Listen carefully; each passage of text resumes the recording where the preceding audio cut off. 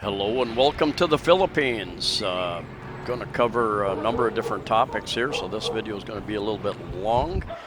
Living in the Philippines and some travel news. Anyway, you got sunny skies, mostly sunny skies.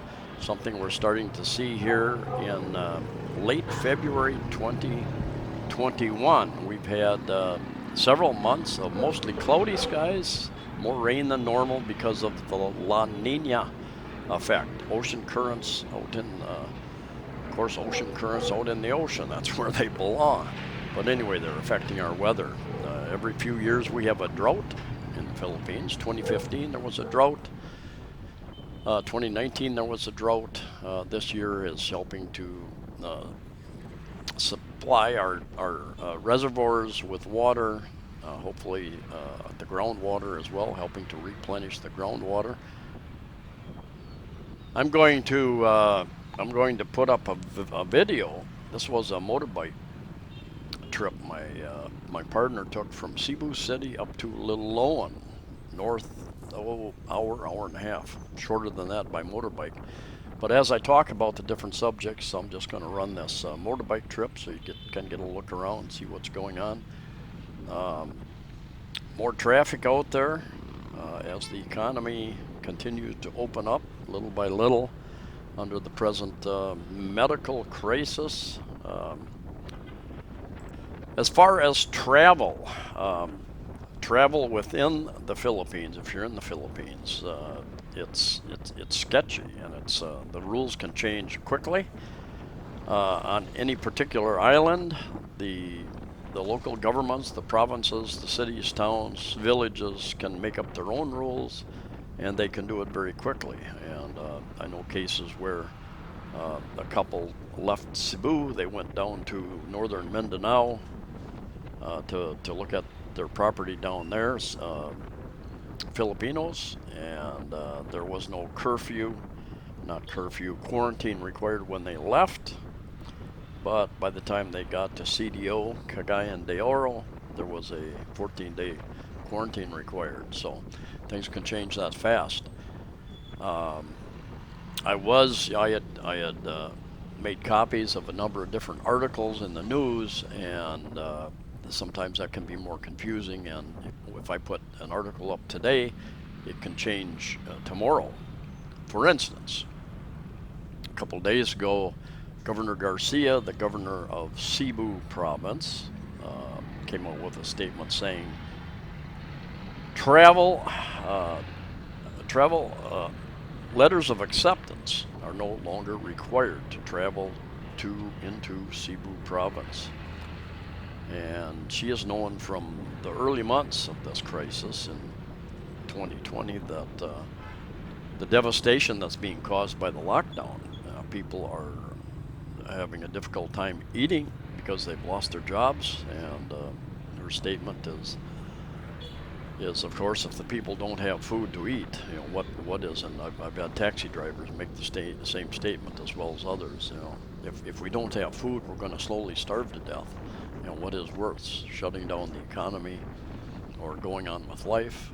And anyway, she's got some pushback from some of the national spokesman figures and various agencies saying you're going to have to obey the national advice on, and she says, well, we have, and basically she's loosening it up. And in what you read in the news is one thing, what reality is can be another thing. The different local governments, some are being more strict, some are being more lenient, and you're allowed to travel a bit. So you just need to ask the people in your local area basically what the rules and regulations are. My understanding at the present time, if I want to go to Bohol, I would need a PCR test and a letter of acceptance from wherever I'm going to go in Bohol, confirm hotel reservations, resort reservations. So when you have those kinds of costs and restrictions, basically most people are not going to travel. the additional risk, not just the cost, the additional risk being that the rules could change when you were there. You could be stuck over there. And this trip here, we're back to cloudy skies. This was a week or so ago, and we've had a lot of cloudy skies and a little bit cooler temps. Hasn't bothered me. It's not like in the Midwest where I grew up, where you get cloudy skies and it's dreary. It just seems like dark, dreary days. Here, I think because we're closer to the equator, it doesn't seem so dreary. It's still light and a little bit of brightness, even with the clouds up there. As far as international travel, you're hearing different things. You're hearing some countries opening up, and then you're hearing, there again, that is changing on a weekly and monthly basis as well. Countries that you think are going to open up, all of a sudden they get a few more cases and they lock back down. At the present time, tourist visas are not being handed out here in the Philippines. You can't fly in here. So my suggestion is, if you have one of the various visas, longer-term visas that can enter the Philippines, I suggest you contact your nearest Philippine embassy or consulate and make sure that you have the authority to travel. Because there are a number of restrictions and requirements in place. They just turned back a number of, a couple dozen Chinese, I think, because they had all their documents, except when they left last time, they had a 1-year permit to re-enter. I forget the official term for it, but they were a couple weeks past that 1-year permit to re-enter the Philippines. So all that stuff can change rapidly. Airlines, travel industry, they're talking about various types of visas to travel visas, vaccine visas, and you hear one side, then you hear the other side. So don't really know what's going to happen with that. And while I'm at it, if you would be so kind as hit that like button, that helps promote the channel.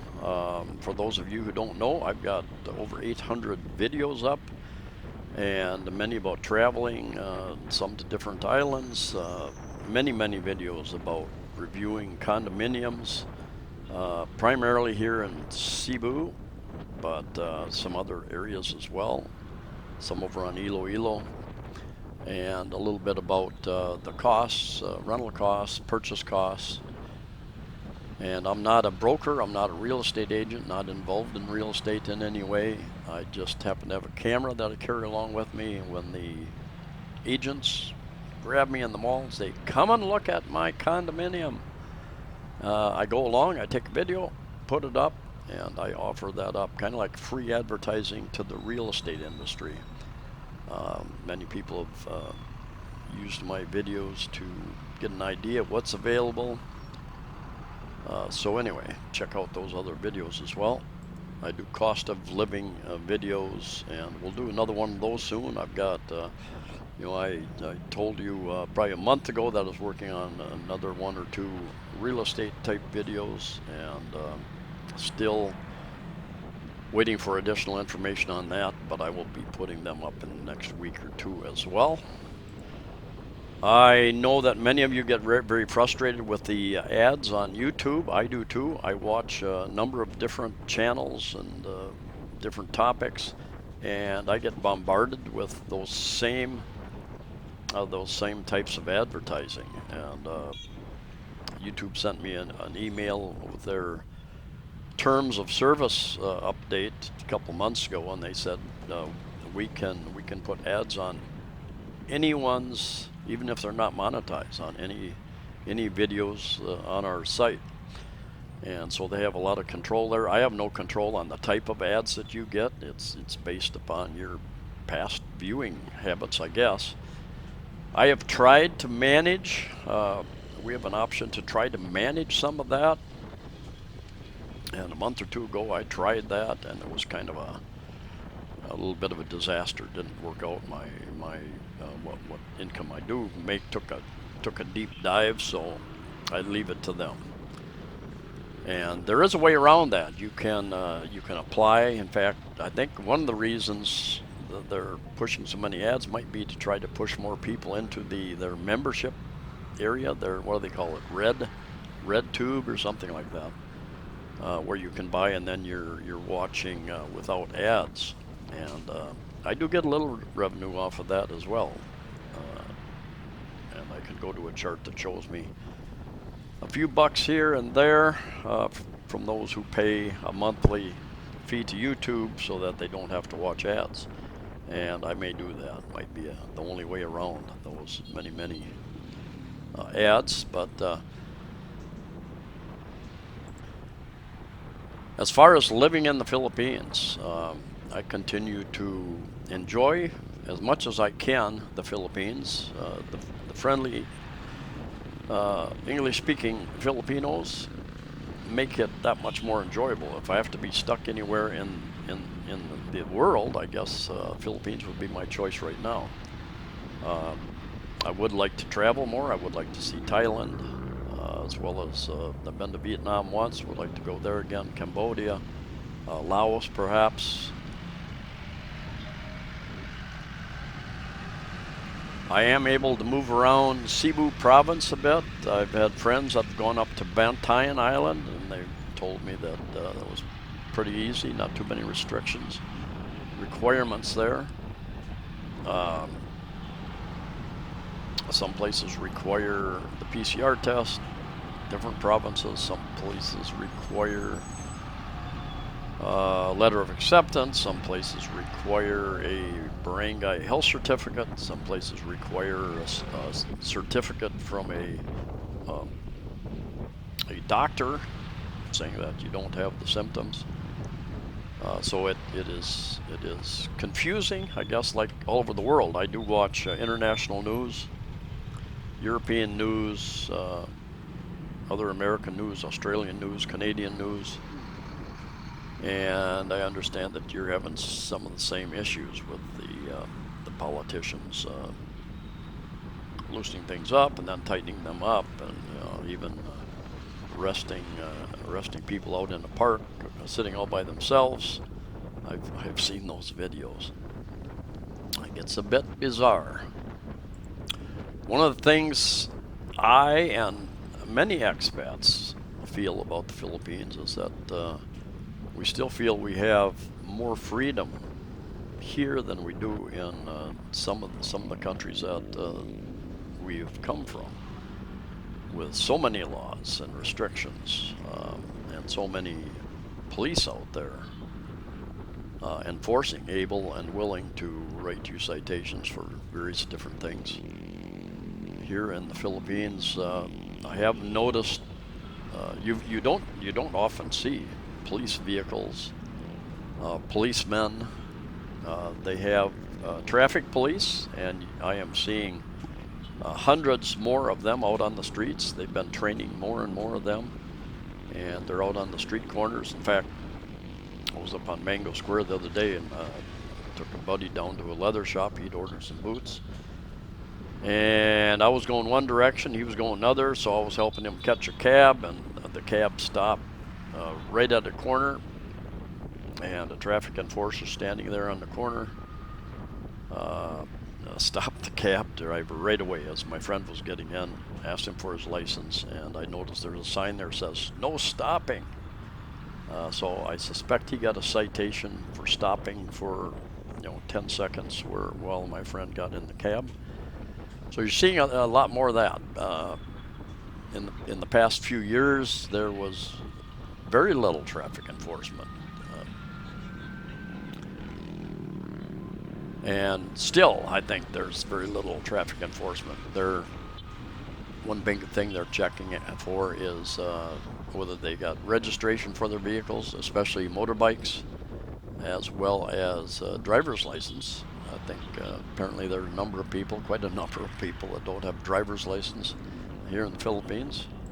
If I were ever to get a vehicle, a motorbike or a four-wheel vehicle, it would be primarily to travel outside of the city.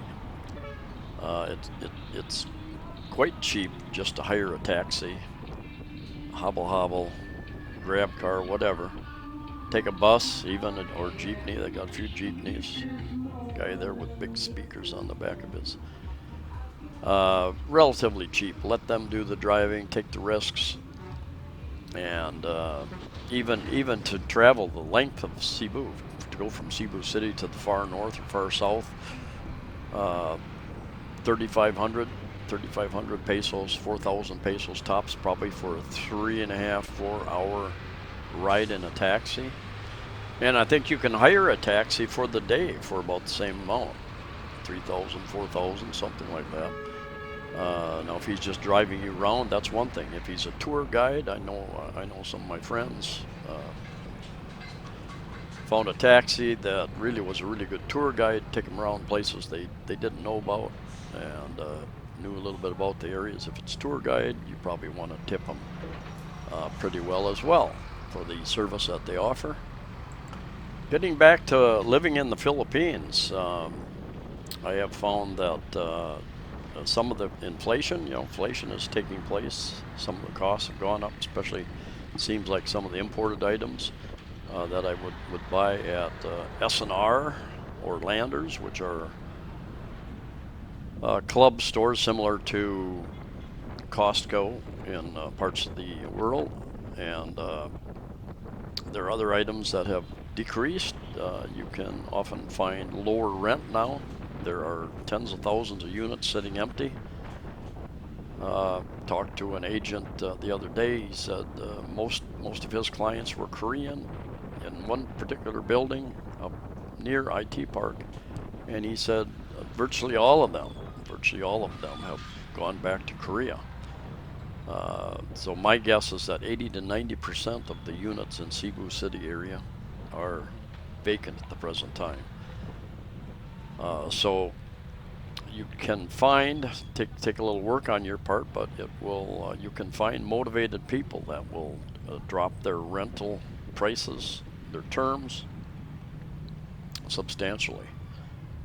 And I will be going in the next week. I will be going over some of those details because I've been here 3 trips in 5 years. I've visited a lot of condominiums. I have a little bit of an idea of how they're furnished, the size, the cost for rental. Of course, the rental prices, there are many factors involved. Location is one. Does it include Wi-Fi and cable television or cable television? How well furnished is it? What are the amenities of the buildings? Do you have a pool? Do you have a pool and gym? Do you have a walking area? Are you close to restaurants? Like IT Park is almost a city within a city, really. Cebu Business District, similar. There are a number of condominiums there. What's the noise like in the area? That is the reason I've moved away from 2 condominiums I've lived in, of the 5 that I've lived in. So that can be an issue. Just depends upon how the noise affects you. This is a hobble ride, a motorcycle taxi ride. And a friend of my friend was stopped the other day and was told by one checkpoint that only family members are allowed to ride these. I think that's old news. So one of the problems with the regulations and restrictions changing so often is that that information is not getting out to all the authorities, the checkpoints, the barangay people who are out there trying to enforce any of this type of thing. But you can see that there's a traffic enforcer there standing out in the intersection. Not very few stoplights, traffic lights, very few stop signs. Traffic just goes, and it seems to work. I've seen a couple of motorbike accidents here in the last month. Didn't look like they were real bad, but also bicycles during the lockdown. You can reach out and touch somebody. Might not be a real good idea though. During the lockdown, there was little to no public transportation. Those who had jobs oftentimes had to walk. Many more bicycles out there now. Once a week or so you read about bicycles getting killed. They have been setting up more bike lanes, but some places that's good. Some places it probably has become more dangerous because the area, how it was set up, the other traffic involved in those areas. Another traffic enforcer, they just kind of stand out there wearing different types of uniforms. Even at night, sometimes they're hard to see. They might not have the proper reflective vest. It might be a dark area. So it's best to be aware. SM City Mall over there, not as big as the big SM, 2 SMs in Cebu City, but they have most of what you would be looking for once you get out of the big city. And rents generally are less, of course, as you move out of the bigger cities as well.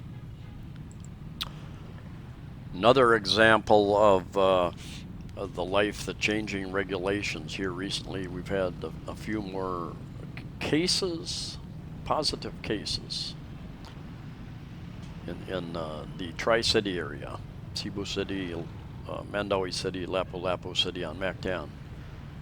And they were going to try to all come up with the same regulations, but in the end they didn't really. Each LGU, local government unit, can set their own rules pretty much, and Cebu City put in place an alcohol ban, so pretty much all the bars closed down that had just kind of opened up recently. I think you cannot even buy it. You might be able to buy it in the grocery store and take it home. Many of the 7-Elevens will not sell alcohol, beer, etc. Over Mandaue City, and there was the news came out that there was an alcohol ban, and then I read an article a day or two ago saying you can buy alcohol in the grocery store and take it home, but you can't drink it in public. Over in Lapu-Lapu on Mactan, they had been more lenient for quite some time, I think, and life was getting back to normal, but they decided that you cannot buy alcohol anywhere. So there again, the bars shut down, resorts. I think a lot of people canceled any trips back to the resorts. And what I've read, and I'm not sure if this is accurate because, like I say, the story changes by the day sometimes, that you're not supposed to drink it in your own house even. So that doesn't sound right to me, but that's what I read in one paper online. Living in the Philippines, if you live in a good-sized city or town, like Cebu City, Mandaue City, Lapu-Lapu, Bacolod, Iloilo City, Davao, Baguio, you have a lot more choices in foods. The Italian, the various foods that you might like. Once you get out of and into these provinces outside the big cities, your choices for food drops very quickly in general. And that's one of the things I hear from the expats that live out here and I'm aware of. The other thing is, even though they have hospitals, they are not really set up. Many of them are not set up to deal with more serious issues. So you have that issue where if you have a serious medical condition, you're going to have to find a way into the bigger city, the bigger, better equipped hospitals. So that is a concern as well. The 5 places I've lived in Cebu City, one in Mandaue City. Very rarely have I seen what they call a brownout. It's a blackout. You lose your electricity. 2 or 3 of those places I had backup generators, so I had power. But some don't. If you go out to the province, depending upon your province, even Dumaguete, which is a good-sized city, I understand they regularly get brownouts down there. I'm not sure what the issue is. but that's what I've heard. So once you get out of the bigger cities, and I've lived closer to the business districts, so that might be one of the reasons I have not seen those, because they need to supply those business districts with consistent power and internet. And I suspect a lot of these big buildings have their own generator as well. I was in an SM mall a couple of years ago and the electricity went out. And it took them about 10 minutes to get the generator kicked back in. But here comes an ambulance here. One thing that has really surprised me as well, I expected to see a lot of mosquitoes, and I have seen very few in the areas that I have lived in. Now, once you get down off of side streets and poor areas around food stands, and you'll get more flies and stuff buzzing around your legs. You'll see a few more mosquitoes where there's more water sitting. But I've been surprised. I don't know if they spray. It might be part of the deal or what they do, but very rarely. And sometimes I open my doors and leave them open many hours during the day, let the air flow through. And yesterday I killed a mosquito that came in here, but that was first one I've seen in a long time. Really surprised me because we've had quite a wet last 3 months or more, and so I would expect there to be many more mosquitoes out there. So what's happening in your part of the world? I know that there are many of you who want to travel back to the Philippines, and you're just waiting for that window to open. Will vaccines allow you to travel in the coming months? Not sure. There's been a delay in vaccine rollout here for a number of different reasons.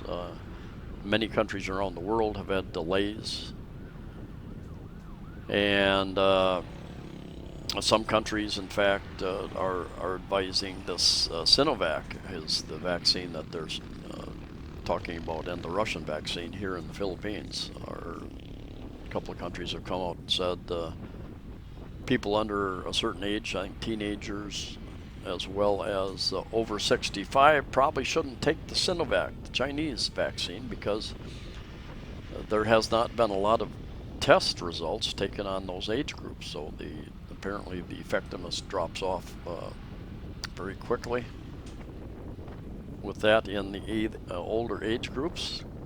I'm seeing more and more doctors pushing Ivermectin. Many more studies going on, and a lot of good results with Ivermectin. A very readily available, very cheap drug that's been around for decades. One top doctor stated it's probably safer than aspirin, and apparently not only cures COVID, but also helps prevent it. So a lot of data online if you want to research that. Anyway, thanks for coming along. Safe travels. Take care, and I'll see you next time.